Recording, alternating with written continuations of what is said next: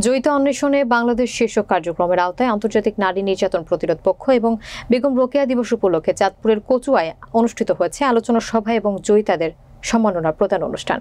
বিস্তারিত দেখুন নাসির উদ্দিনের প্রতিবেদনে। সোমবার কচুয়া উপজেলা প্রশাসন এবং মহিলা বিষয়ক অধিদপ্তরের যৌথ উদ্যোগে বর্ণাঢ্য র্যালি শেষে উপজেলা পরিষদের সম্মেলন কক্ষে অনুষ্ঠানের আয়োজন করা হয়। এতে প্রধান অতিথি ছিলেন উপজেলা নির্বাহী কর্মকর্তা ও প্রশাসক মোহাম্মদ হেলাল চৌধুরী।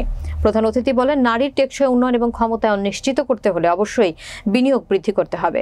এছাড়া দেশ ও নারীদের আত্মসামাজিক উন্নয়নে বেগম রোকেয়ার অসামান্য অবদান অনস্বীকার্য। জয়িতারাই নারীদের উন্নয়ন কাজ করবে। বাল্যবিবাহ ও নারী নির্যাতনের বিষয়ে আমাদের আরও সচেতন হতে হবে। উপজেলা মহিলা বিষয়ক কর্মকর্তা মৃণালিনী কর্মকারের সঞ্চালনায় বিশেষ অতিথি হিসেবে উপস্থিত ছিলেন সহকারী কমিশনার বাপ্পি দত্ত রনি, কৃষি অফিসার কৃষিবিদ মোহাম্মদ মেজবাউদ্দিন, ওসি মোহাম্মদ জিয়াউল হক। এছাড়াও উপস্থিত ছিলেন উপজেলা প্রাথমিক শিক্ষা অফিসার পারভিন আক্তার, জনস্বাস্থ্য সহকারী প্রকৌশলী মোহাম্মদ কামরুজ্জামান, পল্লী সঞ্চয় ব্যাংকের ম্যানেজার শিউলি বেগম, সহকারী সমাজসেবা অফিসার মোহাম্মদ আবদুল্লাহ আল মামুন সহ আরও অনেকে। আলোচনা শেষে জীবন সংগ্রামে ও কর্মক্ষেত্রে সফলতা অর্জন করায় উপজেলা পর্যায়ে 4 জন শ্রেষ্ঠ জয়িতাকে পুরস্কার ও সনদ প্রদান করা হয়।